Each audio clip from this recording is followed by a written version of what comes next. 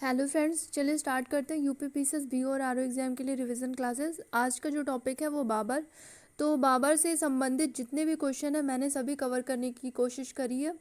और आपके आने वाले जितने भी एग्ज़ाम हैं वो नेट, टीजीटी, पीजीटी और सीटेट एग्ज़ाम, तो बाबर से रिलेटेड जितने भी क्वेश्चन है तो मुझे लगता है कि आपको कहीं से भी बाहर से पढ़ने की ज़रूरत नहीं पड़ेगी। मैंने ज़्यादा से ज़्यादा क्वेश्चन कवर करने की कोशिश करी है। तो चलिए, वीडियो स्टार्ट करने से पहले चैनल को सब्सक्राइब कर लीजिएगा और अगर अच्छा लगे तो वीडियो को लाइक कर दीजिएगा। चलिए स्टार्ट करते हैं।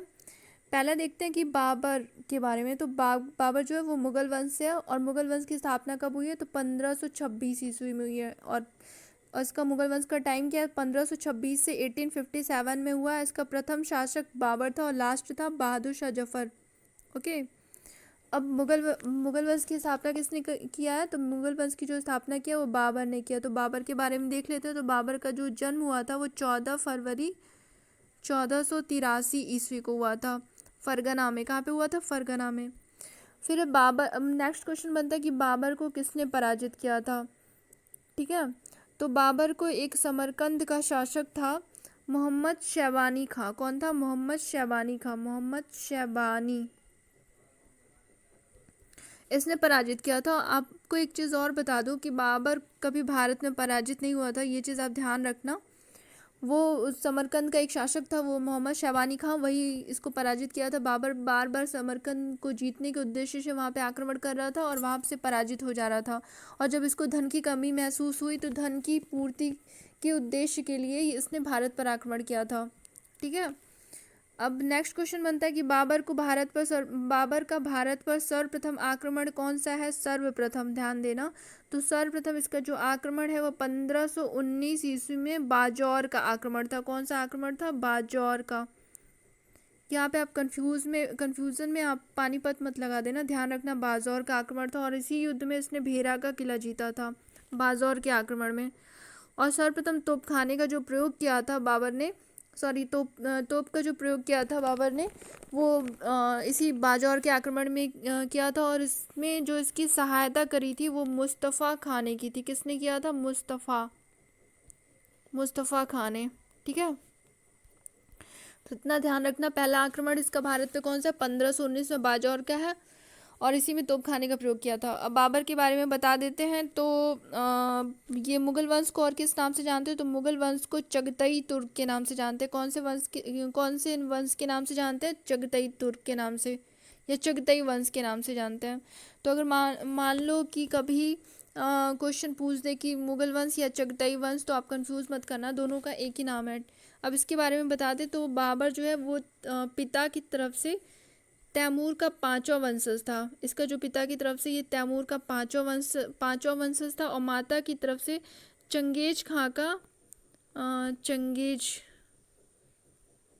चंगेज खां का ये 14वां वंशज था। कौन सा वंशज था? चंगेज खां का 14वां वंशज था। सॉरी, थोड़ा सा ये टेक्निकल प्रॉब्लम हो रही है। तो माता की तरफ से चंगेज खां का 14वां वंशज था और पिता की तरफ से तैमूर का 5वां वंशज था और इन्हीं दोनों को मिला के चगतई वंश की स्थापना हुई थी। ठीक है। अब नेक्स्ट क्वेश्चन बनता है कि मान लो अगर बाबर का पहला युद्ध जो है वो 1519 ईस्वी में बाजौर का युद्ध है, और तो बाबर ने इस युद्ध में किस युद्ध पद्धति को अपनाया था? तो बाबर ने इस युद्ध में तुगलमा नीति को अपनाया था। कौन सी नीति को अपनाया था? तुगलमा नीति को।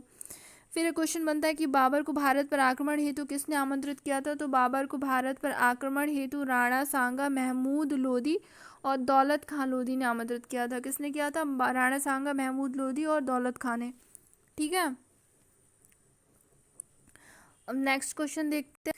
पानीपत का प्रथम युद्ध कब हुआ था? तो पानीपत का जो प्रथम युद्ध हुआ था वो हुआ था 21 अप्रैल 1526 ईस्वी को। 21 अप्रैल 1526 ईस्वी को। और ये जो इसका जो पानीपत पे जो आक्रमण था ये इसका 5वां आक्रमण था। ध्यान रखना, 5वां था। पानीपत पर पहला था बाजौर 1519 ईस्वी में और पानीपत का जो आक्रमण था वो 5वां आक्रमण था और ये बाबर और इब्राहिम लोदी के बीच हुआ था। इस युद्ध में बाबर ने दो युद्ध पद्धतियों को अपनाया था। पहला था तुलुगमा, आप लोग ये नोट कर लेना, ये इम्पोर्टेंट है। और उस्मानी युद्ध पद्धति, तुलुगमा और उस्मानी युद्ध पद्धति। ओके। अब इसके बाद नेक्स्ट क्वेश्चन बनता है कि कौन से युद्ध के पश्चात बाबर ने प्रत्येक काबुल वासी को चांदी के सिक्के बंटवाए थे। तो जो काबुल के निवासी थे उनको चांदी के सिक्के दिए थे। तो ये पानीपत का जब प्रथम युद्ध बाबर जीता था तो इसने जो काबुल के जो प्रत्येक निवासी थे उनको चांदी के सिक्के दिए थे। तो जो वहाँ के जो निवासी थे वो बाबर की इस उदारता के कारण उसको कलंदर की उपाधि दिए। किसकी उपाधि दिए? कलंदर की उपाधि दिए। तो ये ध्यान रखना कि कलंदर की उपाधि किसकी है? बाबर की उपाधि है। और कौन से युद्ध के पश्चात मिला इसको कलंदर की उपाधि मिली थी? तो पानीपत के युद्ध के पश्चात मिली थी। और ये पानीपत इसका 5वां युद्ध था, पहला बाजौर था। ठीक है। अब नेक्स्ट क्वेश्चन बनता है कि भारत में मुगलों के द्वारा बनवाई गई सर्वप्रथम मस्जिद कौन सी है। तो यहाँ पे काबुली बाग मस्जिद, लेकिन अभी मैंने एक बुक में पढ़ा था उसमें दिया था संभल मस्जिद, संभल मस्जिद।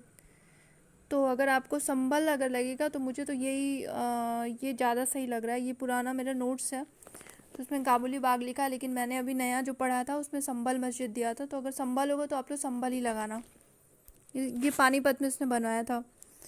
नेक्स्ट क्वेश्चन है कि 1527 में खानवा का युद्ध हुआ जिसमें कौन पराजित हुआ था। तो 1527 का जो युद्ध हुआ था इसका उद्देश्य मैं आपको बता, बाबर ने भारत में जब रहने का निश्चय किया तो उसी उद्देश्य की पूर्ति के लिए इसने 1527 में खानवा का युद्ध किया था।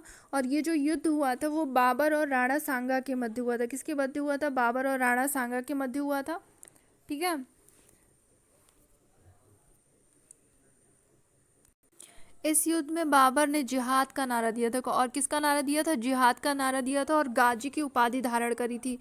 जिहाद का नारा, ध्यान देना कि खानवा का जो युद्ध हुआ था जिहाद का नारा दिया था और गाजी की उपाधि धारण की थी। कौन से युद्ध में? खानवा के युद्ध में, खानवा के युद्ध में। ठीक है। अब आपके दिमाग, अब इस युद्ध के बारे में आपको एक चीज़ ये बता दूं कि इसमें राणा सांगा और जो बाबर की जो सेना थी उनका जो अनुपात था वो 2:1 था। क्या था? 2:1। ठीक है। अब इस युद्ध में गाजी का मतलब आपको बता दूं तो गाजी का मतलब जो होता था जैसे जैसे उसने क्या किया था बाबर ने कि जितने भी राजपूत थे उनका सर कटवा के उसका उसने एक मीनार बनवा दिया था। उसी के कारण इसने गाजी की उपाधि धारण कर ली थी। ठीक है। तो अगर मान लो पूछता है कि कलंदर और गाजी किसकी उपाधि थी, तो ये बाबर की उपाधि थी। किसकी थी? बाबर की थी। अब गाजी के बारे में जैसे बता दिए, काफिलों का सरदार, ये सरों का सरदार। ठीक है। अब नेक्स्ट क्वेश्चन बनता है कि चंदेरी का युद्ध कब हुआ था। तो चंदेरी का जो युद्ध हुआ था वो हुआ था 28 जनवरी 1528 ईस्वी को। 28 जनवरी 1528 ईस्वी को। 28 जनवरी 1528। ठीक है। अब आपको बता दूं कि जो चंदेरी का जो युद्ध हुआ था इसमें बाबर ने मेदिनी राय को पराजित किया था। और ये युद्ध कहाँ पे हुआ था? ये युद्ध हुआ था हरियाणा में हुआ था। ठीक है। उसके बाद खानवा का युद्ध होता है, पहले पानीपत का, फिर उसके बाद खानवा का, फिर उसके बाद चंदेरी का, फिर घाघरा का युद्ध होता है। ठीक है। तो घाघरा का जो युद्ध हुआ था वो हुआ था आपका 6 मई 1529 ईस्वी को। कब हुआ था? 6 मई 1529 ईस्वी को ये घाघरा का युद्ध हुआ था। ये अफगान शासक महमूद लोदी था, आखिरी अफगान शासक था। इसके और बाबर के मध्य हुआ था। ठीक है। अब इसके बाद बाबर की मृत्यु कब हुई थी। तो बाबर की जो मृत्यु हुई थी वो 26 दिसंबर 1530 ईस्वी को हुई थी। कब हुई थी? 26 दिसंबर 1530 ईस्वी को बाबर की मृत्यु हो गई थी। और इसे पहले आराम बाग में दफनाया गया था। बाद में इसकी जो अस्थियों को जस्ट मिनट, इसके बाद में इसकी अस्थियों को ले जाकर काबुल में दफना दिया गया। पहले आराम बाग में दफनाया गया था, बाद में काबुल में दफना दिया गया। ये थोड़ा सा टेक्निकल प्रॉब्लम हो रहा है मुझे, इसमें अभी ज़्यादा सही से कर नहीं पा रही हूँ मैं, टेक्निकल का मुझे मालूम नहीं है तो उसके लिए सॉरी। नेक्स्ट क्वेश्चन है कि बाबरनामा कौन सी भाषा में लिखी गई। तो बाबरनामा जो है वो तुर्की भाषा में लिखी गई है। तुर्की भाषा में, उसकी जो मूल भाषा है वो तुर्की भाषा में है। और इसका 4 बार अनुवाद किया गया था। 2 बार किया गया था हुमायूं के टाइम में, एक पायंदा था और पहली बार पायंदा ने किया था, दूसरी बार जैन खान ने किया था। पहली बार किसने किया था? लिख दूं मैं यहाँ पे, पायंदा, ये हुमायूं के टाइम में हुआ था। दूसरी बार जैन ने किया था। तीसरी बार अब्दुल रहीम खाना ने किया था, तो उन्होंने फारसी भाषा में किया। ये अब्दुल रहीम खाना, ये बैरम खां के पुत्र थे, ठीक है। तो इन्होंने फ़ारसी भाषा में किया, और चौथी बार जो किया है वो लिख दूँ मैं यहाँ पे, वो किया है मीर अबू तलिब तुरवानी ने। मीर अबू तलिब तुरवानी ने, आप लोग नोट कर लो, मीर अबू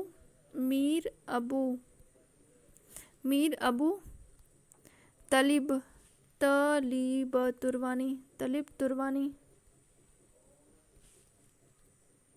तो अगर मान लो क्वेश्चन पूछता है कि जो बाबरनामा है वो कौन सी भाषा में है, तो बाबरनामा जो तुर्की भाषा में है, उसका अनुवाद फारसी भाषा में किसने किया था, तो अब्दुल रहीम खान ने। नेक्स्ट क्वेश्चन बनता है कि बाबरी मस्जिद का निर्माण किसने किया था, तो बाबरी मस्जिद का जो निर्माण था वो बाबर का सेनापति मीर बाकी था। कौन था, मीर बाकी। ये इंपॉर्टेंट क्वेश्चन है, ध्यान देना आप लोग। मीर बाकी किसने किया था, मीर बाकी ने किया था, ठीक है। शाहरुख नामक सिक्के किसने चलाए थे, तो शाहरुख नामक सिक्के जो है वो बाबर ने चलाया था, और ये बाबर ने चलाया था, लेकिन ये हुमायूं के टाइम पे बहुत ज़्यादा प्रचलित हो गया था। तो फ्रेंड्स ये था बाबर से संबंधित क्वेश्चन। और बाबर के बारे में और भी जो टॉपिक है वो मैं बता रही हूँ आपको। बाबर ने भारत के लिए 3 अभिशापों का वो वर्णन करता है, वो अपने बाबरनामा में लिखता है कि यहाँ पे गर्मी बहुत ज़्यादा है, गर्मी, धूल और आंधी। आंधी में मतलब लू जो गर्मी में धूप में चलता है ना दोपहर के टाइम में, गर्मी, धूल और लू का वर्णन करता है, यानी कि 3 अभिशाप का वर्णन करता है, गर्मी, धूप और लू, ठीक है। और बाबर ये आगे ये भी लिखता है कि हिंदुस्तानी सैनिक मरना जानते हैं, लड़ना नहीं। तो अगर मान लो क्वेश्चन पूछता है कि ये किसका कथन है कि हिंदुस्तानी सैनिक मरना जानते हैं, लड़ना नहीं, तो ये बाबर का कथन है। तो फ्रेंड्स ये बाबर से संबंधित क्वेश्चन था। अगर आपको वीडियो अच्छा लगे तो प्लीज़ लाइक और सब्सक्राइब करिएगा। Thank you. बाकी का जो नेक्स्ट क्वेश्चन है मैं वो नेक्स्ट वीडियो में अपलोड कर दूंगी। इसके बाद हुमायूं का आएगा। बाबर से संबंधित सभी क्वेश्चंस यहाँ पे कंप्लीट हो चुके हैं। Thank you.